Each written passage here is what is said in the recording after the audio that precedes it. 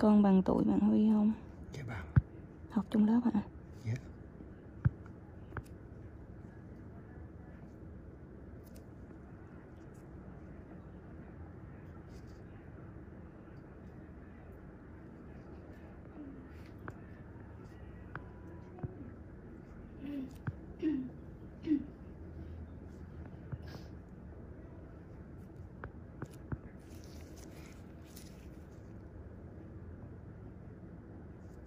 Thấy đâu không thoải mái thì nói cô nha. Dạ.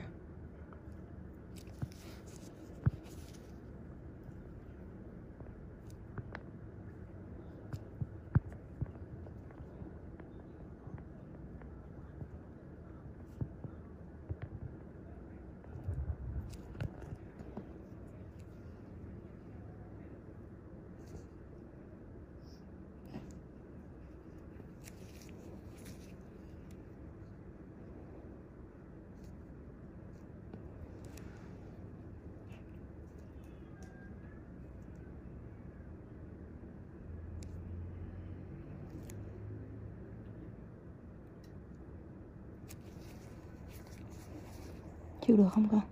Dạ được. Cố gắng xíu nha.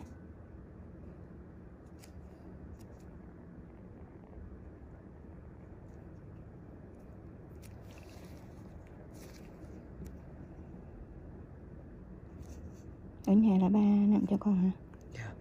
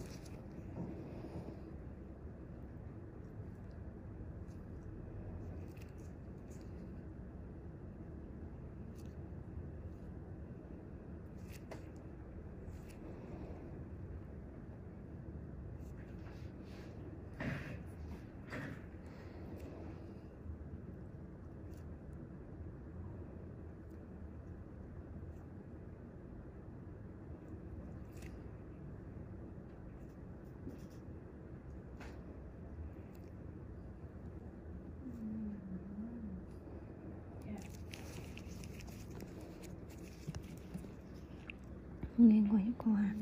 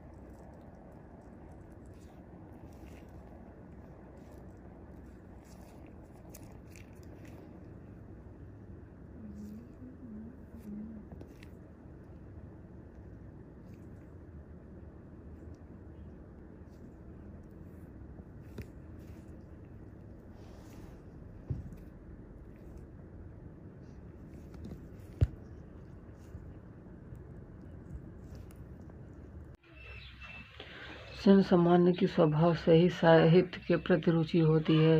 वे अज्ञात के विषय के बारे में किसी अधिकारी से सुनना तथा पढ़ना चाहते हैं, लेकिन उनकी रुचि ऐसे दुर्भाग्यपूर्ण साहित्य से बिगड़ जाती है जो इंद्रियों की तृप्ति करने वाले विषयों से भरा होता है। ऐसे साहित्य में अनेक प्रकार की लौकिक कविताएं तथा दार्शनिक कल्पनाएं दी रहती हैं, जो न्यूनाधिक रूप से माया को प्रभावित करती रहती हैं, जिनका समापन इंद्रिय तृप्ति में होता है। ऐसा साहित्य यद्यपि सही अर्थ में व्यर्थ होता है, लेकिन अल्पज्ञ लोगों के ध्यान का आकृष्ट करने के लिए खूब सजाया हुआ रहता है। इस प्रकार आसक्त जीव भवबंधन में अधिकाधिक फंसते जाते हैं और हजारों पीढ़ियों तक उनके मोक्ष की कोई आशा नहीं रहती। वैष्णव में श्रेष्ठतम श्री नारद ऋषि ऐसे व्यर्थ साहित्य के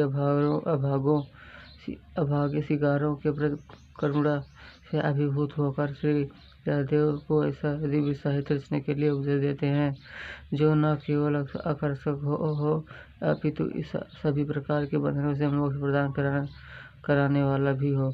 श्री व्यासदेव या उनके प्रतिनिधि सुपात्र है, क्योंकि ये वस्तुओं से सही परिप्रेक्ष्य में देखने में भली भांति प्रशिक्षित हैं।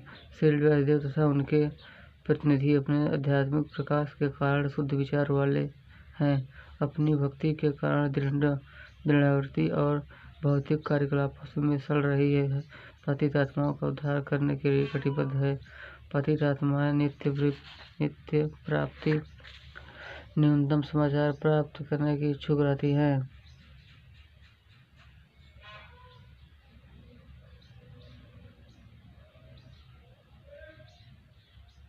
और व्यासदेव या नारद जैसे अध्यात्मवादी ही उन्हें आध्यात्मिक जगत के बारे असीमित समाचार प्रदान कर सकते हैं। श्रीमद् भागवत गीता में कहा गया है कि यह भौतिक जगत अखिल सृष्टि का मात्र एक खंड है और यह पृथ्वी का संपूर्ण भौतिक जगत का मात्र एक अंश है।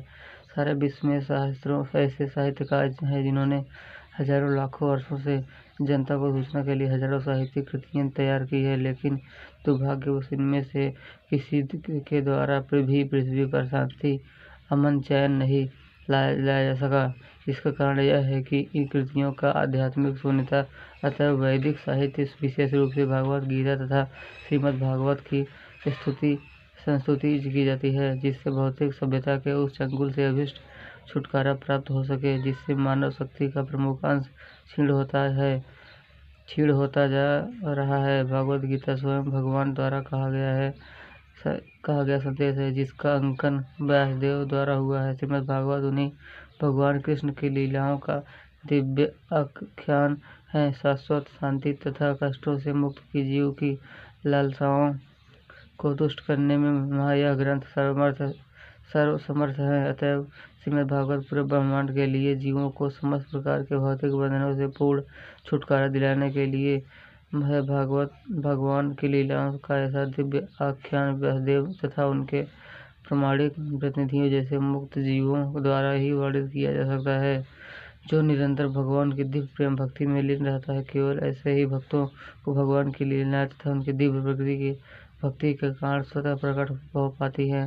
दूसरा कोई चाहे अनेक वर्षों तक चिंतन क्यों न करे, न तो भगवान की कार्य को जान सकता है, न उनका वर्णन कर सकता है। भागवत के वर्णन कितने सूक्ष्म तथा सही से होते हैं कि इस महान साहित्य में 5000 वर्ष पूर्व भी जो भी भविष्यवाणी की गई थी वह अब सही उतर रही है। अतएव लेखक इस दृष्टिभूत वर्तमान तथा भविष्य को पहचानती है।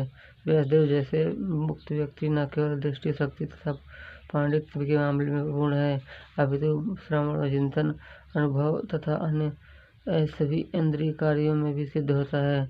मुक्त जीव की इंद्रियां पूर्ण होती है। ऐसी पूर्ण इंद्रिय से ही इंद्रियों के स्वामी हृषिकेश या भगवान श्री कृष्ण की सेवा की जा सकती है। अतः श्रीमद् भागवत वेदों के संकलनकर्ता परम सिद्ध व्यक्ति श्री व्यासदेव द्वारा किया गया पुरुषोत्तम भगवान का परिपूर्ण है।